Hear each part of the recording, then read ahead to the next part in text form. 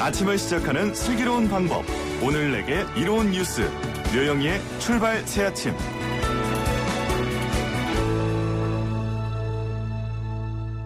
류영희의 출발 새아침 3부문을 열었습니다. 경제 박뉴스 시작하겠습니다. 알면 대박. 모르면 쪽박. 경제 박뉴스. 복잡하고 어려운 경제 이야기를 쉽고 재밌게 풀어드리는 시간입니다. 알면 대박, 모르면 쪽박. 경제 박뉴스 참좋은경제연구소 이인철 소장 만나겠습니다. 소장님 안녕하세요. 네, 안녕하세요.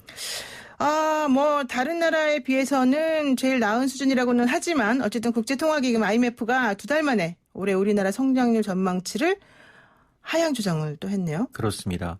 코로나19가 이제 장기화되면서 우리나라를 포함한 이 세계 경제 성장률 전망치가 바닥을 모르고 떨어지고 있습니다.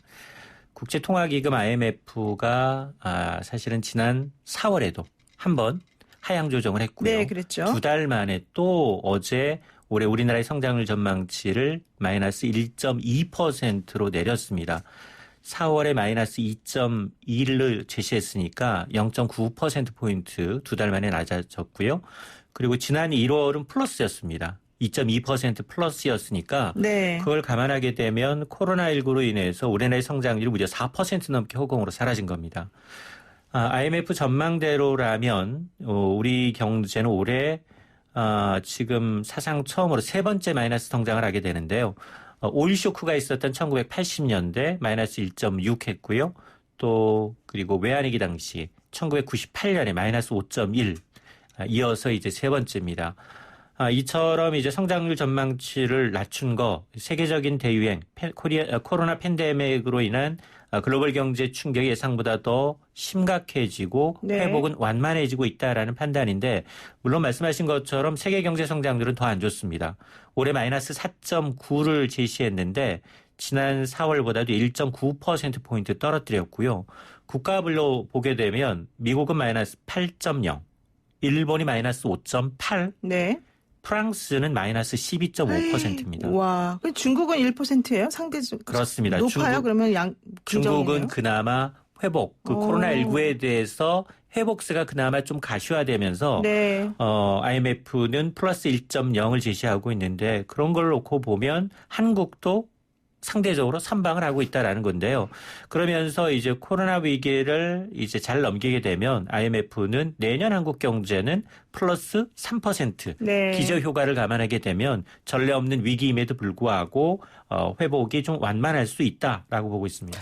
지금 프랑스 12.5% 마이너스 이걸 얘기하는 거 보니까 우리도 이렇고 프랑스도 이런데 북한은 오죽할까 이런 생각이 들고 갑자기 오늘 전쟁 기념을 또 하면서 제가 또 생각이 북한 쪽으로 막 연결되고 있습니다.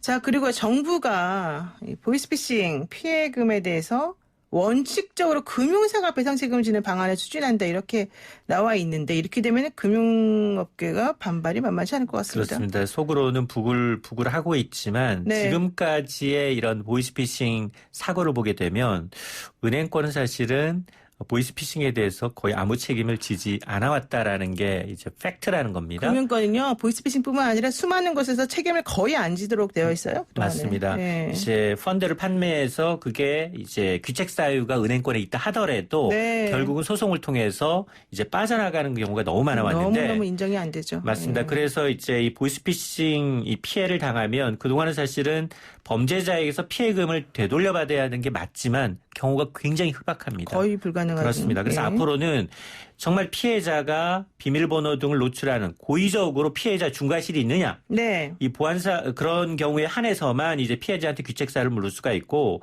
보안사고다. 피해를 당했다. 이럴 경우에 금융사한테 배상하도록 하겠다라는 취지입니다. 그래서 이제 금융회사가 그러면 어떤 걸 투자해야 되느냐. 이상금융거래 이 탐지 시스템에 적극적으로 투자를 해라. 네. 사전에 이런 계좌에서 목돈이 빠져나가고 또 다른 데로 인출되고 이제 하는 이런 이제 자체적인 어떤 이 금융 거래 탐지 시스템을 좀 개선하라라는 취지고요. 네. 실제로 지금 이제 사고 접수된 보이스피싱 피해 금액을 봤더니 2016년에 1,924억 원에 불과했는데 지난해 6,700억 원입니다. 이게 신고된 것만 그래요. 그러니까 3년 새 3배 이상 늘어나는 겁니다. 네. 자, 그래서 이 보이스피싱과 관련한 이제 범죄 처벌도 한층 강화가 되는데요. 오는 8월 20일부터는 대포 통장을 팔거나 빌려주게 되면 5년 이하의 징역, 3천만 원 이하의 벌금에 처할 수 있습니다. 네. 또 송금이나 이제 인출책의 경우에는 단순하게 지금 보이스피싱에 단순 조력했다라는 행위에 대해서도 처벌 규정을 이제 신설하기로 한 만큼 절대로 남한테 내 통장을 대여해서 안 됩니다. 그렇죠. 이거 참 마음에 드네요. 고객의 고의나 중과실이 없으면 네. 금융사가 배상하라. 아유, 정말 그나마 다행이다. 물론 뭐 그렇다고 무조건 되는 건 아니겠죠. 자, SK바이오팜 기업 공개했는데 역대 최고 흥행 기록을 갈아치웠다. 와, 이건 어떻게 된 겁니까? 맞습니다. SK바이오팜이 이제 한국 증시 역사를 다시 썼습니다. 다음 달 2일 그 코스피 상장을 앞두고 있는 SK바이오팜 일반 투자자를 대상으로 어제 그제 이틀 동안 청약을 받았습니다. 무려 31조 원에 달하는 증거금이 모였습니다. 이게 주식이 일반인들한테 청약 물량이 391만 주거든요. 네. 경쟁률이 323대 1이에요. 와. 이게 2014년 제일모직 공모 당시의 최고 기록이 30조 600억 원이었는데 네. 한 뭐 거의 1억 원 가량, 1조 원 가량을 좀 뛰어넘은 겁니다. 자, 그러면 도대체 얼마나 받을 수 있느냐? 90만 원 정도를 내면 한 주 받습니다. 790만 원에 한 주요? 예. 야. 그러니까 이제 경쟁률이 워낙 높기도 하고 이게 공모가가 한 주당 지금 47,000원권인데 첫날 주식 움직일 수 있는 상한폭이 공모가의 90에서 200%예요. 그러니까 첫날 잘하면 한 2배 정도 먹을 수도 있다. 한 12만 원까지 올라갈 수 있거든요. 네. 그래서 지금 이 주식 처음 하시는 분들, 그동안은 꽁꽁 이제 예적금에 넣었던 분들, 하물며 70대 할아버지들까지도 이거 되면 대박이구나. 라고 해서 돈을 뽑아온 거예요. 네. 근데 앞서 말씀을 드렸습니다만 791만 원당 한 주입니다. 자, 그래서 여기가 어떤 회사냐? 여기는 그 뇌전증 치료제 신약 2개 제품을 최근에 미 FDA 승인을 받아서 지금 시판 허가를 받아놨기 때문에 굉장히 향후 전망성은 굉장히 나쁘지 않다. 네. 그리고 뭐 시중 유동성이 굉장히 많다라는 것도 이 블랙홀처럼 이런 이제 돈이 된다라는 곳, 수익이 된다라는 곳에 몰리고 있는 겁니다. 그렇군요. 예, 오늘 말씀 여기까지 듣도록 하겠습니다. 고맙습니다. 네, 감사합니다. 네, 지금까지 참 좋은 경제연구소 이인철 소장이었습니다. 친절한 시사, 시원한 통찰, 노영희의 출발 새 아침, 슬기로운 인터뷰.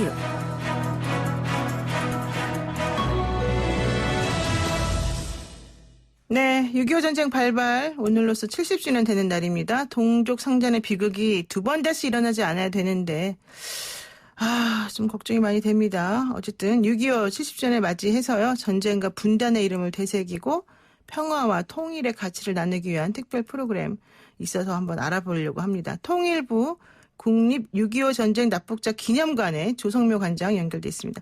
관장님 안녕하세요. 예, 안녕하세요. 네, 먼저 6.25 전쟁 납북자 기념관 이게 도대체 어떤 관인지 한번 소개를 좀 해주실까요? 예. 예, 간단히 말씀드리겠습니다. 예, 저희 기념관은 납북 피해 기념 사업 일환으로 6.25 전신 납북 사건의 진실을 알리고자 만들어진 곳입니다. 납북자 및 납북자 가족의 명예 회복과 아픔을 이루기 위한 공간으로 2017년 11월 29일 날 개관했습니다. 이제 개관 이후에 누계 방문 인원은 10만 9천 명 정도이고 올해 누계 인원은 5,400명입니다. 코로나19 상황으로 5월 29일부터 무기한 현재는 휴관 중입니다. 네, 그렇군요. 그 6.25 전쟁 때 뭐 자발적으로 간 분들도 있겠지만 납북된 분들도 있는데 사실은 오해를 좀 많이 받아서 많이 힘들어했다는 얘기를 들었습니다. 그 납북자가 지금 몇 명 정도나 되는 거예요? 지금까지 확인된 바에 의하면? 저희 정부에서 2010년부터 2016년까지 6.25 전쟁 납북 진상규명위원회가 발족이 되어서 조사한 자료를 근거로 할 때 네. 저희 6.25 전쟁 민간인 납북자 규모가 한 10만 명 내외로 추산하고 있습니다. 아까 10만 9천 명 아까 말씀하셨는데 그 분이군요. 예, 그러니까 거기에 이제 구체적으로는 그 자료 조사하는 전체적으로 이제 파악해 보면은 저희 납북 사건 발생 당시 이제 명부가 있는데 네. 이런 명부들을 통합했을 때 통합 명부하고 위원회에서 추가로 신청을 받아서 조사한 그 인원이 결정한 인원이 4,777명입니다. 네. 이것을 포함한 인원으로 봤을 때 추정한 게 10만 명이라고 보고 있는 거죠. 그렇군요. 자, 그런데 이제 어쨌든 오늘 70주년을 맞이해서 기념관에서 특별 프로그램을 준비하셨다고 하는데 어떤 프로그램입니까? 예, 저희 이제 이 프로그램은 전쟁과 분단의 아픔을 되새기고 평화 통일의 가치를 나누기 위해서 특별 프로그램으로서 두 가지를 했습니다. 이 특별 전시회를 했고, 그다음 온라인 교육을 기획하였습니다. 네, 특별 전시회 구체적으로 이제 특별 전시회는 전쟁 당시 발행된 신문, 잡지, 도서, 인쇄물 그리고 기록 영상 등 300여 점을 통해서 6.25 전쟁 상황이 어떻게 보도되었는지 그리고 이용되었는지 그리고 전쟁기의 미디어의 모습을 살펴보고 평화와 통일을 염원하는 이제 현재 우리 미디어의 역할과 가치를 재조명하는 기회를 제공하고자 하였습니다. 네. 특히 이제 목숨을 건 전황을 보도한 종군 기자의 활약상 등 전쟁 속에 개인 기록물 등을 통해서 6.25 전쟁이 남긴 상처를 들여다보려고 하였습니다. 네. 그리고 온라인 교육도 잠깐 간단히 말씀드리겠습니다. 이제 온라인 교육은 6.25 전쟁 당시 이제 일어난 납북 사건의 이해를 돕기 위해서 1950년 납북자 이야기 그리고 1950년 직업 이야기 등 2종의 동영상을 준비해서 홈페이지에 게재하였습니다. 그리고 누구나 이용이 가능합니다. 네, 그렇군요. 지금 그런데 아까 좀 전에 이제 지금 코로나 때문에 박물관 방문 어렵다 이렇게 말씀하셨는데 그러면은 언제쯤 재기관이 될까요? 아니면 전시는 또 어떻게 볼 수 있을까요, 우리가? 예, 현재는 이제 휴가 중이고요. 네. 오늘부터 이제 온라인을 통해서 이제 전시를 볼 수 있고, 네. 그다음 온라인 교육 프로그램은 6월 말부터 운영할 예정입니다. 그래서 그렇군요. 두 가지를 활용할 수 있고, 그리고 재개관 시점은 홈페이지를 통해서 별도 공지할 예정입니다. 네. 뭐 계속 얘기됩니다만 70주년인데요. 관장님이나 우리 그 가족들이 생각하시는 그런 바람이 있다면 뭐가 있을까요? 예, 참 어려운 문제입니다. 납북자 문제는 이제 납북 당사자와 그 가족들에게는 현재에도 진행되는 고통이죠. 그렇죠. 네, 정부는 이제 기념관을 이분들이 위로받을 수 있는 공간으로 만들어 가는 등 납북의 고통이 치유될 수 있도록 다각적으로 노력을 계속해 나가겠습니다. 네. 네. 알겠습니다. 네. 예, 오늘 말씀 여기까지 듣겠습니다. 고맙습니다. 예, 감사합니다. 네, 지금까지 통일부 국립 6.25 전쟁 납북자 기념관의 조성명 관장이었습니다.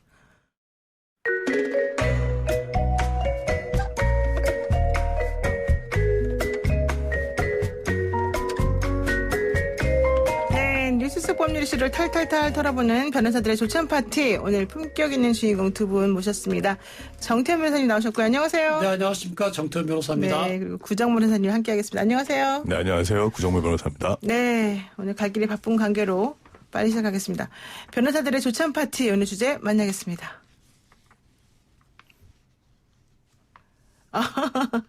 저희가 싱크를 준비했었는데 지금 싱크가 연결이 안 돼 있네요. 오늘의 주제는요, 김경수 지사인데요. 그 재판 요즘 닭갈비 사건이 좀 유명하지 않습니까? 그래서 불법 여론 조작 혐의로 1심에서 실형을 선고받은 김경수 경남지사 항소심 재판에서 나온 닭갈비를 저희가 이 재판에 오늘 주인공으로 지금 했습니다. 우선 김경수 경남지사의 그 항소심 진행 상황을 조금 들어봐야 될 것 같은데요. 어떻습니까, 정 변호사님? 예, 지금 뭐 여러분들 잘 아시다시피 이제 드루킹 일당하고 댓글 조작 공모했다는 혐의로 이제 김경수 지사가 이제 재판을 받고 있는데요. 네. 이제 이게 말하자면 그겁니다. 소위 우리 알리바이라 얘기하지 않습니까? 그게 이제 문제가 된 건데 네. 문제는 뭐냐? 2016년 11월 9일 오후 8시 7분 15초부터 8시 53초 사이 약 16분 동안에 김경수 지사가 무엇을 했느냐. 그게 이제 쟁점입니다. 어디에서 무엇을 했느냐. 그렇습니다. 네. 근데 특검 지금 뭐라 하는가 하면 그때 그 드루킹의 대표인 그 김동원 씨 있죠. 김동원 네. 씨로부터 이 소위 그 댓글 조작하는 그런 킹크랩? 킹크랩의 시연 어떻게 하는지를 휴대폰을 보여줬다. 그래서 그 산채라고 하는 그렇습니다. 사무실에서. 예, 네. 파주에 있는 산채에서 보여줬더니 김경수 지사가 열심히 보고 있더라. 그것이 이제 특검 측 주장이고, 김경수 지사 측 주장은 아니 그 시간에 닭갈비를 시켜다 같이 1시간 동안 먹었고 나머지 1시간 동안에는 뭐 경제 민주화라든지 또는 지금 문재인 당시 후보의 뭐 운명이나 사주에 관한 그런 얘기를 1시간 동안 들었기 때문에 그렇게 단둘이서 본 적이 없다. 이렇게 서로 치열하게 다투거든요. 네. 그래서 그럼 과연 닭갈비를 언제 어디서 누가 먹었느냐. 이게 이제 쟁점이 된 거죠. 그러니까 닭갈비를 2016년 11월 9일 8시 7분경이요. 7분경에 산채에서 먹었느냐, 닭갈비 집에서 먹었느냐. 사실 이게 문제가 되는 건데, 지금 특검 측 주장은 닭갈비집에서 뭐 먹었든 말든 간에 어쨌든 그 시간에 김경수 지사는 산채에서 킹크랩 시연을 보고 있었고 고개를 끄덕이는 방법으로 드루킹의 댓글 조작을 지시하거나 뭐 허용했다 뭐 이런 얘기였고요. 그다음에 김경수 지사 측에서는 그런 사실 전혀 없고 내가 산채에 간 것은 맞지만 킹크랩 시연을 볼 수 있는 시간적 여유가 없었다. 지금 이 얘기입니다. 자, 그런데요. 왜 갑자기 닭갈비 식당이 재판 쟁점으로 떠올랐는지 이제 좀 전에 설명해 주셨습니다만은 이게 그 재판에서 닭갈비집 사장님의 진술이 증언이 특검 수사 내용하고 좀 달라졌다는 점이 좀 가장 문제 아니었습니까? 예, 맞습니다. 네. 그러니까 사장님이 당일 이제 발행한 영수증이 이제 법정에서 같이 공개됐어요. 네. 증언하실 때. 근데 영수증 내용을 보면은 알려져 있는 것처럼 정통 닭갈비 15인분에 대해서 25번 테이블로 발행된 영수증이었습니다. 네. 근데 닭갈비 사장님이 특검의 수사를 뒤집는 증언하신 내용이 뭐냐면 일단 저희 테이블은 2번부터 19번까지 춘천 정통 닭갈비로 사용하고 있습니다. 그러시면서 네. 25번은 그러니까 가상의 테이블이라는 얘기죠. 자, 그럼 25번이라는 테이블이 왜 가상의 테이블이냐? 보통 이 가게에서는 손님이 계산을 안 하고 가시거나 아니면 뭐 포장을 할 때 이때 쓰는 번호가 바로 25번이라는 겁니다. 그래서 이런 부분하고 또 하나는 저희 가게는 정통 닭갈비 15인분만 먹고 갈 수가 없습니다. 이렇게 증언하셨어요. 네, 무슨 왜요? 얘기냐면 네. 코스로 먹어야 더 싸다는 겁니다. 이 정도 코스가 또 인원이면. 있군요. 네. 예. 그리고 보통 이 정도 인원이 또 와서 먹을 때는 공깃밥을 안 먹고 닭갈비만 먹고 가는 경우는 거의 없다. 네. 그리고 시간에 또 보면 결제 시간이 5시 50분으로 영수증이 되어 있습니다. 근데 이렇게 하려면 만약 정말 와서 먹고 갔다면 최소한 5시 정도에는 다 왔었어야 되고 그러려고 한다면 이 정도 인원은 이미 예약을 했었어야만 하는 경우인데 그렇지 않았다는 거죠. 그래서 결국 25번은 포장일 수밖에 없다. 이런 그러니까 얘기입니다. 이 영수증에 써 있는 25번 테이블 그리고 15만 원 결제 이제 이것을 가지고 특검 측에서는 25번 테이블에서 네. 15만 원어치를 먹은 거다 이렇게 네. 얘기를 했는데 네. 그 식당에서 맞습니다. 그랬는데 김경수 지사 측에서는 아니다 이거는 15만 원어치를 사가지고 왔다는 증거다 이렇게 얘기를 했고 이 닭갈비집 사장님은 우리 식당에는 25번 테이블이 아예 없다. 25번 테이블에 써 있는 것은 포장을 했다라고 하는 증거다. 지금 이런 얘기가. 그러니까 특검 측은 네. 거기서 먹고 갔다. 그렇죠. 예? 그 직원들이 먹었다 이런 얘기고, 네. 그죠? 근데 이 김경수 측은 그걸 배달받아서 자기도 같이 먹었다. 그러니까 1시간 동안은 닭갈비 먹고 1시간 동안 브리핑을 들었으니 언제 내가 시연을 봤다는 얘기냐? 난 시연 본 적 없다. 뭐 이런 이야기 그죠? 네. 그러니까 사실은 조금 이게 애매할 수도 있는 게 그 영수증에 써 있는 게 예를 들면 김경수가 와서 먹었다 이렇게 써 있는 게 아니잖아요. 영수증에. 맞습니다. 그러니까 그런 영수증이 있다 하더라도 사실 뭐 김경수 지사가 아니라 다른 사람들이 와서 먹은 걸 그냥 대신 내는 거일 수도 있는 거 아니에요? 뭐 그럴 수도 있죠. 그래서 이제 특검 측은 뭐 증거 조작을 한 거 아니냐 뭐 이런 이야기도 하는데 사실 이게 뭐 우선 그날 닭갈비를 먹었는지 아니면 고기를 먹었는지 그것도 자꾸 1심 2심 또 왔다 말이 갔다 달라요. 하고 그래요. 네. 왜 그런가 하면 이날이 무슨 우리 국경일도 아니고 몇 년 전에 일을 생각해 내는 거 아닙니까? 그리고 그 김경수 지사가 처음 온 것도 아니고 2번 왔었대요. 그러면 이게 혼동이 될 수도 있거든요. 김경수 지사 처음에는 또 예전에 진술할 때 뭐 안 먹었다 또 고기 구워 먹다 이렇게 얘기도 하고 그랬거든요. 네. 그러니까 사실은 이게 이제 바이든이 그렇습니다. 딱 사진을 찍었던 게 촥 나오는 게 아니거든요. 그래서 여러 증언이나 증거나 이런 걸 갖고 말하자면 모자이크를 이렇게 한번 해보는 거예요. 그러면 진실과 비슷하게 나오는데 엉뚱하게 나오는 경우도 가끔은 있기는 있죠. 근데 이게 자꾸 세월이 흘러가니까 그날 닭갈비를 먹었는지 고기를 먹었는지 안 먹었는지 당사자들도 좀 혼동이 될 수밖에 없고 닭갈비집 사장님도 그 영수증을 보면 이거는 여기서 먹여라 포장해 간 거다 이렇게 얘기를 하는데 이 닭갈비집 보면은 이게 둘로 쪼개져 갖고 이제 사장님이 말씀하시는 정통 닭갈비는 철판 닭갈비를 얘기하는데 근데 그 옆에 또 칸막이 되어 있는 그 사장이 같이 하시는 분은 숯불 닭갈비래요. 근데 거기 또 테이블에 또 25분 번호가 또 있어요. 아, 그래요? 있어요? 그렇습니다. 그러니까 철판 닭갈비 쪽에는 테이블 번호가 19번까지 있고 그다음에 숯불 닭갈비는 25번도 있는 거예요. 그러니까 이게 전화만 해가지고 굉장히 혼동을 일으킬 가능성이 높아요. 그래서 특검 수사 보고서에는 이건 포장이 아니다. 이게 여기서 먹고 아마 대표 테이블 번호 25번으로 쓴 것 같다. 이렇게 이제 수사 보고서를 적었거든요. 그랬더니 김경수 씨는 이거는 증거 조작이다 이렇게 얘기를 하는데 이게 전화로 한 거란 말이에요. 그러면 이게 보면 이게 전화로 얘기를 해서 물어본다 그러면 거기 뭐 정통 닭갈비 맞죠? 네, 맞습니다. 거기 뭐 이날 이렇게 15만 원에 돼 있고 테이블 25라고 돼 있는데 뭐 이런 사실이 있나요? 그러면 이 사장님이 생각하는 정통 닭갈비는 철판 닭갈비입니다. 근데 저도 이렇게 여기저기 물어보고 인터넷 찾아봤는데 뭐 정통 닭갈비가 반드시 철판 닭갈비는 아니더라고요.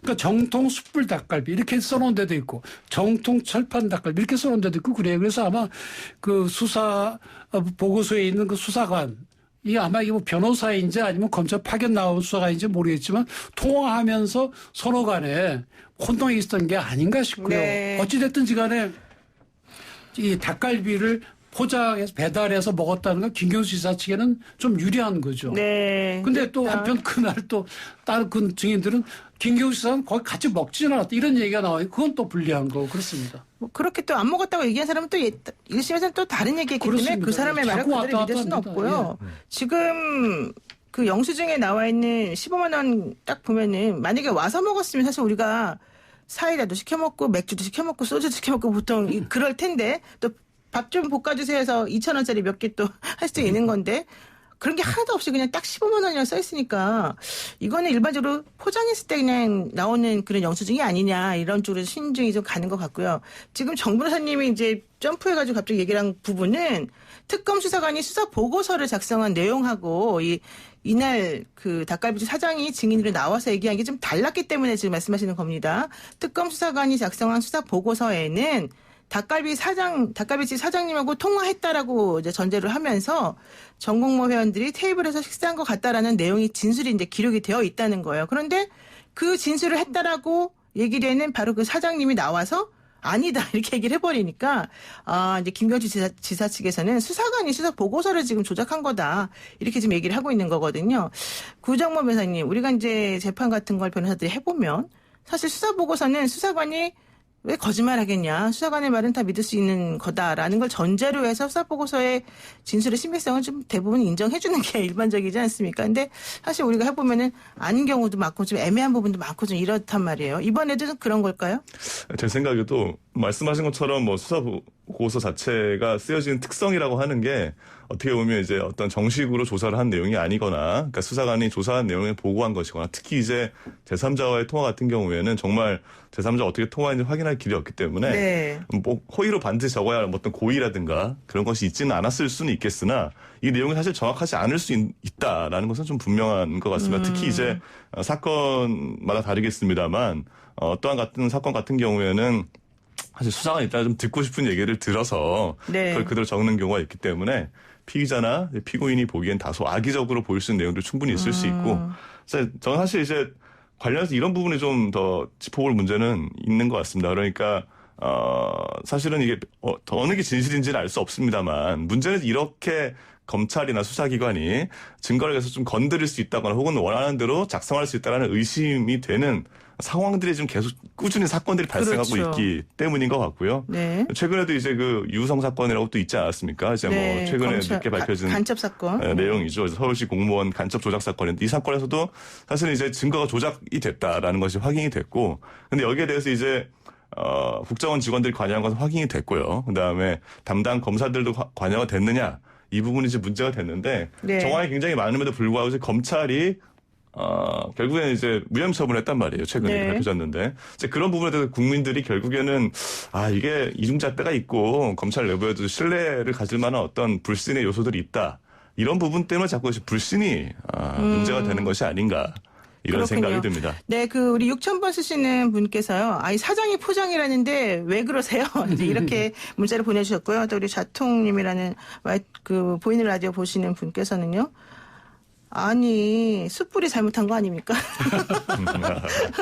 게다가 세트면이 15만 원씩 드네 이렇게 말씀하셨는데, 사실 이 수사보고서가 이렇게 신빙성이 좀 의심이 된다면은 검찰 수사 전반에 대해서 약간 진실 공방으로 또 좀 흐를 가능성도 좀 있다는 점이 이 재판에서 또 좀 문제가 된 게 아니었나 생각이 들어요. 자, 그런데 어쨌든 지금 전체적인 평은 특검이 판정패 당했다 이런 쪽으로 지금 얘기가 되고 있는 것 같아요. 그렇다면 우리 검사 출신 정 변호사님, 특검이 결과적으로는 기소 내용을 뒷받침하기 위해서 타임라인을 다시 내놔야 되는 거 아니겠습니까?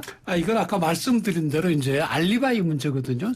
이제 처음에 특검이 상했던 대로 경공모 회원들이 그 닭갈비집에서 거기서 닭갈비를 먹었고 김경수는 밥을 안 먹고 들킨과 둘이 있었다. 그러면 시온에서 가능성이 훨씬 더 높아지죠. 그런데 그게 아니고 이게 포장이다. 그래서 가져왔으면 그러면 그 김경수 지사는 그때 닭갈비 1시간 동안 먹고 1시간 동안 브리핑 들었기 때문에 시연을 볼 기회가 없었다. 그쪽이 좀 신빙성이 높아지는 것 뿐이죠. 그게 뿐이죠. 왜 그런가 하면 네. 실제로 김경수 지사 쪽에서는 시연이 본 적이 없다. 이게 이제 사실은 물론 증명을 피고인 측에서 하는 건 아니지만 그게 확실하게 증명이 되면 100% 이제 죄가 없다는 게 밝혀지는 건데 아직도 의심의 구성원이 있거든요. 배달돼 왔다. 그러니까 특검이 처음에 상했던 것처럼 그 닭갈비에서 먹은 것이 아니라 배달돼 왔다. 이거는 이제 확인이 된 셈이죠. 그럼 배달돼 왔다고 해가지고 김경수 지사가 시연을 본 적이 없다. 꼭 그렇게 진행되는 건 아니거든요. 따라서 검찰로서는 비록 이것이 배달돼 왔다 하더라도 김경수 지사 같이 먹은 것이 아니라 그 드루킹으로부터 시연을 봤다. 이걸 이제 입증을 해야 되는데 지금 항소심에서 새로운 증거가 또 나올 수 있을지는 그건 잘 모르겠고요. 네. 어쨌든 간에 그동안에 나온 이 참 증인들이나 본인들의 진술의 신빙성을 좀 더 함정으로 분석해서 주장하는 그런 걸 해야 될 걸로 보입니다. 왜냐하면 하면 김경수 지사도 그렇고 경공모 회원들도 그렇고 먹었는지 닭갈비를 먹었는지 고기를 먹었는지 안 먹었는지 이게 진술이 자꾸 왔다 갔다 하고 그래요. 그런데 사실 근데 그렇게 정 변호사님 말씀하신 것처럼 하려면 특검에서 2016년 11월 9일 8시 7분이라고 이 시간을 특정한 것도 직접적인 증거는 아니잖아요. 로그인 기록이 막 그때 갑자기 폭증했다. 이걸 가지고 사실은 시연했을 것이다라고 주장해서 그 전제 하에 모든 게 진행되는 거기 때문에 이거는 뭐 확실한 게 하나도 없는 게 아니냐 이런 생각이 들고요. 또 하나 좀 얘기해야만 하는 부분은 뭐냐면 이게 원래 재판장인 차문호 전 판사님이었는데 그분이 이렇게 바꾸면서 이제 전보되면서 나는 이 사건에서 그날 시연을 본 것으로 나는 보겠다 이런 식의 말을 하고 갔단 말이에요. 그랬는데 그 이후에 전개되는 재판의 진행 상황은 오히려 김경수 지사 측의 말을 조금 뒷받침하는 방식으로 나오니까 이게 또 좀 문제가 되는 게 아니냐 이런 부분 아니겠습니까? 예. 그러니까 사실 저는 타임라인이라고 보통 얘기를 하는데 네. 타임라인이 중요한 이유는 형사 이 소송의 대원칙이 있지 않습니까? 결국 이제 여러 가지 증거들이 있을 수 있고 상호 배치되는 증거들이 있을 수 있는데 결국 입증 책임이라고 하는 게 이제 검찰이 있는 것이고 그렇죠. 확실한 증거가 없다라고 하면 결국 이제 피고인의 이익으로 갈 수밖에 없는 것이거든요. 그래서 그렇기 때문에 타임라인이 중요하고 반드시 이때 이 시간에 이런 사건이 있었을 것이다라고 확실하게 합리적 의심 없이 단정할 수 있는 상황이 아니라면 이제 무죄를 보아야 한다라는 것 때문에 저는 이게 중요한 부분이라고 생각이 듭니다. 네, 그렇군요. 자, 그런데 사실 이 재판은 김경수 지사 재판은 하도 말들이 바뀌고 증언들이 하도 왔다 갔다 해서 사실은 누구 말을 믿어야 되는지 저도 좀 헷갈리고 잘 모르는 부분이 많습니다. 자, 그런데 한명수 전 총리 사건도 그렇고 김경수 지사 특검 수사도 그렇고 검찰 수사 문제점들이 지금 계속해서 얘기가 되고 있는 부분에 대해서 좀 한번 우리가 짚고 넘어가야 되지 않나 생각이 드는데요. 정 변호사님, 이런 식의 의문이 자꾸 제기되는 거는 검찰 때리기입니까? 아니죠. 그건 당연히 정상적으로 지적이 돼야죠. 지금 구 변호사님 말씀하신 대로 검찰은 이 사람이 죄를 범했다는 것을 판사가 볼 때 합리적인 의심이 없이 확신이 들도록 해야 되거든요. 그래야 네. 애국계 죄가 없는 사람이 처벌받는 걸 막지 않습니까? 그런 점에서 검찰의 수사에 관해서는 피고인이나 변호인 측에서 적극적으로 그 문제점을 지적을 해야만 억울한 피해자를 막을 수가 있는 겁니다. 그래서 그것이 뭐 한명숙 사건이건 누구가 사건이건 간에 그것이 이제 그 변호사들이 해야 될 일이죠. 또 검사도 그렇습니다. 검사도 사람을 처벌하는 게 능사가 아니거든요. 공익의 대표자이기 때문에 열심히 조사해서 이 사람이 죄를 범했다고 생각해서 재판에 넘겼는데 계속 재판 과정에 보니까 죄가 없다. 그럼 네. 공소를 취소하는 게 맞죠. 그래서 과연 무엇이 진실인지는 검찰 측과 변호인 측이 치열하게 그 공방을 벌려야 되고 판사도 제3자의 입장에서 공정의 판단을 해야 되는 거죠. 네. 그래서 이건 뭐 당연한 거죠. 네. 그런데 어떻게 보세요, 우리 구 변호사님은? 예, 그러니까 제가 아까 잠깐 언급했던 이제 사건, 유성 사건에서 말씀드렸던 것처럼 사실 이 사건이 7, 80년대 권위주의 정권 하에서 있었던 사건이 아닙니다. 네. 몇 년 전 있었던 일이거든요. 그래서 중국 정부의 공식 문서인 공문서를 사실은 이제 수사기관이 위조를 했다라는 게 네, 유호성 간첩 조작 사건 말씀하시는 맞습니다. 거죠? 예, 네. 밝혀졌다라는 건 사실 좀 충격적인 일일 수 있고요. 사실 수사 권한이라는 게 정말 실로 막강한 권한입니다. 그러니까 공적인 공간은 물론이고 지극히 내밀한 어떤 사적 공간에 대해서도 압수수색을 해서 샅샅이 들여다볼 수 있고 이런 이제 막강한 권한을 준 이유는 그만큼 이제 과학 수사를 해서 엄격하게 증거를 가지고 증명을 해보라. 이런 취지거든요. 네. 옛날처럼 그냥 사람 불러다가 뭐 괴롭혀가지고 진술문 받아내면 전부가 아니라는 것이고. 네. 저는 그런 의미에서라도 검찰이 뭐 이번 사건이 됐든 아니면 뭐 앞서 언급된 사건들이 되었든 간에 다시 한번 좀 정비를 하고 할 계기가 돼야 된다. 그렇군요. 이런 생각이 됩니다. 네, 사실 뭐 우리가 여기서 얘기한다고 뭐 결론이 나는 건 아니지만 어쨌든 중요한 거는 진실을 왜곡하면 안 되고 조작하면 안 된다 이런 거인 것 같습니다. 자, 오늘의 그 문자와 이런 그 메시지를 보내주신 분들의 대다수 의견이 뭔지 아십니까? 오늘 저녁 메뉴는 닭갈비입니다. 이런 의견 보내시면 많네요. 예. 자, 오늘 말씀 여기까지 듣도록 하겠습니다. 고맙습니다. 그렇습니다. 네, 고맙습니다. 지금까지 정태현 변호사 구정모 변호사였습니다. 네, 노영의 출발새 아침 3부 순서 여기서 마치고요. 잠시 후 4부로 돌아옵니다.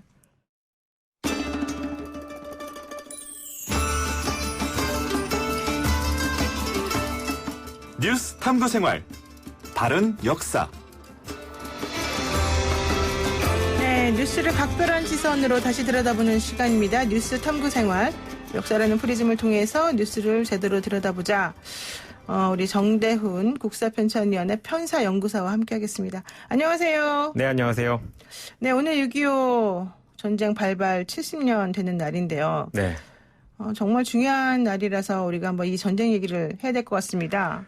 네, 마침 또 좀 남북 관계에도 좀 경색된 네. 측면이 있어서 좀 의미가 있는 그런 날인 것 같기도 합니다. 그런데 이제 이 6.25 전쟁을 네. 어떤 분들은 6.25 전쟁이라고 하고 또 네. 어떤 분들은 한국 전쟁이라고도 하고 네, 뭐 네. 이러잖아요. 네네. 그 이제 6.25 전쟁이냐, 뭐 한국 전쟁이냐, 뭐 부르는 명칭이 사람마다 다 다른데요. 뭐 청취자 여러분들께서는 그러면 어떤 게 더 맞는 표현이냐 이런 궁금증을 가지실 수도 있을 것 같아요. 결론부터 말씀드리자면 둘 다 맞습니다. 네. 둘 다 맞는 표현인데요. 먼저 6.25 전쟁이라는 표현은 6월 25일에 전쟁이 전면적으로 시작됐다. 뭐 이거에 이제 주목한 표현이죠. 네. 그러니까 이렇게 되면 6월 25일에 이 전쟁을 전면적으로 도발한 게 누구의 책임이냐? 그러니까 이걸 좀 명확히 하는 효과도 있는 그런 표현이죠. 그리고 이 6.25 전쟁이라는 표현은 뭐 정부에서도 이제 공식적인 기구 명칭에서도 쓰고 있어요. 뭐 예를 들어서 뭐 6.25 전쟁 70주년 기념사업회 같은 기구가 있으니까요. 네.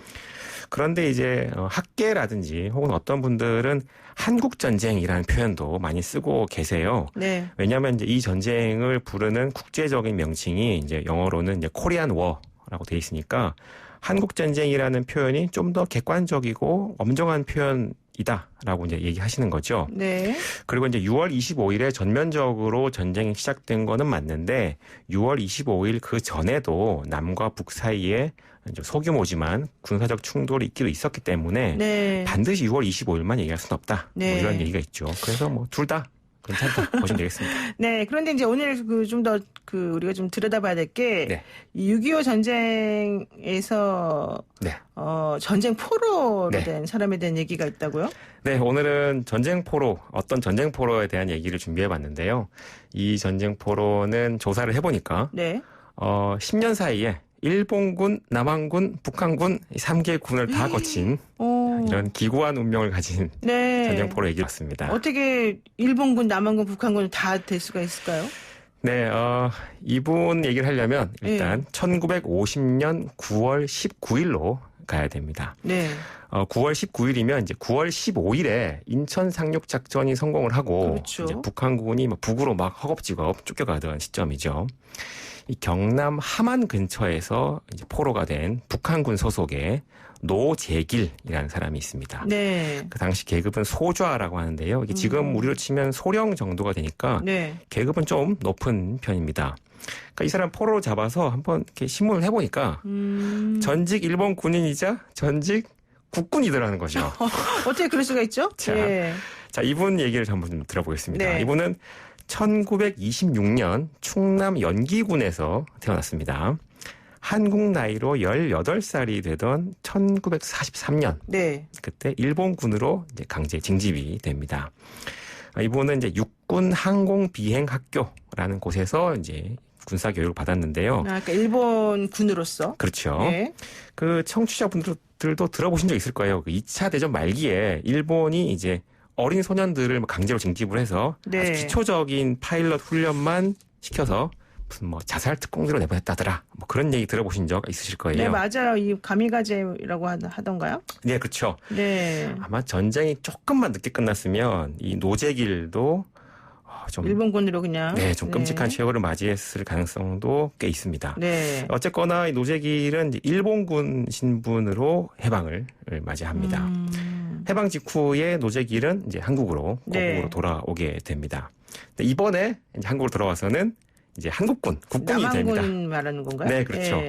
1946년 2월의 일인데요. 서울에서 이제 군에 입대를 하는데 네. 이때 조선경비사관학교라고 하는 학교에 입학을 하게 됩니다. 네. 여길 졸업할 때 졸업 등수가 한 전체 5등이었다 그래요. 그러니까 꽤 우수한 군인이었죠. 이 조선경비사관학교는 대한민국 정부 수립 이후에는 육군사관학교가 되거든요. 아, 오늘날 우리가 알고 있는 그 육사요? 네, 맞습니다. 네. 그래서 이 노재길은 육사로 치면 육사 2기인데요. 요때 동기가 유명한 사람이 있습니다. 누구죠? 육사 2기? 네, 박정희 전 대통령하고요. 아, 네. 김재규 정말 주장이. 유명하신 분들이군요. 예, 동기입니다. 네. 그리고 이 육군사관학교 교관으로 계속 근무를 하게 되는데요. 노재길 씨가. 네네, 그렇죠. 그러던 와중에 1948년 네. 남조선 노동당 이름만 네. 들어도 무시무시하죠. 네. 그러니까 즉 남로당의 당원이라는 혐의를 받고 긴급 체포가 됩니다. 갑자기 왜 이런 혐의를 받아요, 이 사람은? 그게 좀 확실치가 않은데요. 네. 노재길이 정말로 남로당 당원이었는지 혹은 투철한 공산주의자였는지 기록상으로는 확실치는 않아요. 특히 그 당시가 관학에 좀 엄혹하던 시절이라서 좀 네. 억울한 누명을 쓰는 경우도 좀 많았으니까요. 어쨌든 남로당 당원이라 그러면 결국 북한 쪽 사람이라는 뜻인가요? 그런 혐의를 이제 받은 거죠. 네. 근데 이제 그 당시에 이제 육사 2기, 그러니까 자기 동기였던 네. 박정희 전 대통령도 사실 이 당시에 남로당 당원으로 체포가 됐었거든요. 그래요? 예, 알려져 있기로는 당시 남로당에서 좀 중책을 맡고 있었다라고도 박정희 전 대통령이? 예, 알려져 있죠. 근데 박정희 전 대통령이 한국 전쟁 전에 비교적 좀 일찍 출소를 해서 이제 군에 복귀한 것과는 달리 노재길 같은 경우에는 한국 전쟁이 일어나던 그 시점까지 계속 형무소에 갇혀 있었습니다. 왜 차이가 좀 있네요, 두 분이. 예, 그 중간 수사 과정에서 뭔가 좀 차이가 있을 텐데요. 네. 아무튼간에 노재길은 형무소에 갇힌 상태로 한국 전쟁을 맞이하게 됩니다. 근데 이제 형무소에 갇혀 있으니까 피난을 못 가죠. 네. 네, 전쟁 3일 만에 서울이 함락되지 되게 않았습니까? 불안했을 것 같아요. 네네. 실제로 이 서대문 형무소에 갇혀 있던 사람들 중에 일부는 총살을 당한 케이스가 있긴 있습니다. 총살을 당해요. 예, 왜냐하면 이 남한에서 이제 후퇴를 하기 직전에 북한에 협력할 수도 있다는 그런 의심 때문에 그렇죠. 예, 일부 사람들을 총살을 하기도 했는데요. 그러니까 뭐 남녀당 당원이든 뭐 북한에 협력하던 사람도 어쨌든 형무소에 있다는 거는 그 사람이 네. 남한 사람이 아니라 북한 사람이라는 뜻이 되니까 네. 이게 서울이 이제 함락되기 직전에 아예 없애야 된다 이런 네. 생각을 한 거군요. 네, 그래서 일부 어떤 분들은 이제 죽임을 당하기도 하셨는데요. 그때 몇 명 정도가 형무소에 있었습니까? 그 당시 형무소에 있던 사람은 한 8,700명 정도가 있었던 걸로 어휴, 추산이 꽤 많이 됩니다. 있었네요. 근데 뭐 그분들이 전부 다 피해를 입으신 건 아니고요. 어. 노재길 같은 경우에도 여기서는 이제 살아남았죠. 그래도 죽지는 어쨌든 잘 않았습니다. 살아남으셨네요. 네. 그리고 6월 28일에 북한이 서울을 점령하면서 네. 형무소에서 풀려나게 됩니다. 아. 근데 여기 기록에 따르면 네. 노재길이 북한군 의용군에 자원했다라고 돼 있는데 그러니까 서대문 형무소에 수감되어 있다가 네. 북한이 서울을 점령하면서 형무소에서 이제 풀려나게 되고 네. 풀려나는 동시에 이 사람은 또다시 북한 의용군으로 자원을 했다는 거예요? 네. 그러니까 신문 보고서에는 자원이라고 돼 있는데 네. 이게 진짜로 자원이었는지도 약간 좀 의문이 들기도 들죠. 왜요? 왜냐하면 그 이후에 이제 행적을 보면 네. 이때 이제 의용군으로 뽑힌 사람들은 제대로 된 군사 훈련도 받은 게 아니고요. 네. 무장도 거의 주어지지가 않았습니다. 네. 1인당 그냥 수류탄 한 개만 지급이 돼서 어머나. 남쪽으로 내몰렸는데요. 네네. 그러니까 이걸 보면 사실상 그냥 총알바지로 내몰렸다. 뭐 이런 추측도 가능하죠. 그러니까 이런 경우는 자의라기보다는 그냥 타인데 네. 그냥 그 서류상으로는 자의라고 썼을 것이다. 그렇게 보는 게 맞지 않을까 네. 의심이 됩니다. 네. 그래서 이 노재길은 다른 의용군들과 함께 남쪽으로 진격하는 이제 북한군을 따라서 남으로 내려가서 네. 이제 지금의 이제 마산 근처에서 유엔군과 대치하는 그 전선에 배치가 됩니다. 그런데 네. 마산 부근에 이제 배치가 돼서 어쨌든 북한의 의용군으로 네. 이제 활동하는 건데요. 결국 네. 또 포로로 잡혔을 것 같은데요, 마산이면. 네, 그렇죠. 네. 그러니까 9월 15일에 인천에 유엔군이 상륙하게 되면서 이 북한군이 이제 일제히 북으로 후퇴를 하게 됩니다. 그렇죠. 근데 인천이면 아주 깊숙한 후방이 뚫린 거라서 네네. 그 당시에 남쪽으로 내려왔던 상당수의 북한군이 이제 북으로 귀환하지 못하고 대체로 이제 빨치산 활동을 개시하게 되죠. 네.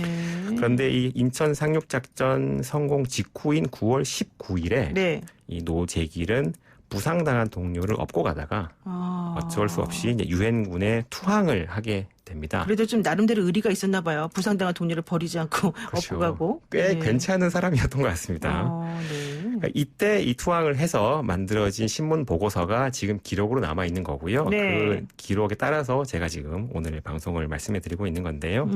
네. 그래서 이 신문 보고서가 작성된 이후 이 노재길의 행적은 좀 상세하게 남아있지는 않습니다. 네네. 거제도 포로수용소에 있다가 이제 53년 8월 8일자로 북한에 송환됐다라는 정도의 기록만 있는데요. 이게 노재길이 28살 때입니다. 아유, 너무 젊은 때 아닙니까? 그렇죠. 그러니까 18살에 일본군으로 징집됐다가 네. 한국군에 지원한 이후에 다시 북한군이 됐고 네. 또 전쟁 포로가 돼서 28살에 북한으로 간 10년간의 파란만장한 일생이 여기까지 기록이 돼 있는 겁니다. 이게 다 본인이 자의적으로 선택한 삶인지 아니면은 정말 어쩔 수 없이 타의적으로 만들어진 삶인지 네. 아무래도 후자 쪽이 가능성이 높은데 정말 파란만장합니다. 그러니까 요즘처럼 이렇게 남북 관계가 경색돼 있고 군사적 긴장이 고조되고 있으면 저희 같은 보통 사람들은 불안할 수밖에 없잖아요. 네. 그러니까 저도 아마 무슨 뭐 장군이나 뭐 위대한 사람이 되지 않고 이런 노재길 같은 사람처럼 내가 어느 편에 서서 싸울지조차도 내 뜻대로 그렇죠. 정할 수 없는 그런 비극이 아마 우리에게 주어질 텐데요. 우리 각자의 평안과 행복을 위해서라도 저는 한반도의 평화가 꼭 지켜졌으면 하는 그런 네, 마음입니다. 정말 이 노재기 씨의 기구한 운명을 가지고 우리가 또 한반도 평화를 우리가 기원하는 상황이 됐습니다. 오늘 여기까지 들어야 될 것 같은데요. 네. 6.25년이 발발한 지 70주년 되는 날 오늘 전쟁 프로 이야기 잘 들어봤습니다. 감사합니다. 네, 감사합니다. 네, 지금까지 정대훈 편사연구소였습니다. 네, 노영의 주말새 아침 오늘 순서 여기까지 마치고요. 저는 내일 아침 7시 정각에 변함없이 슬기로운 내용으로 찾아뵙겠습니다. 고맙습니다.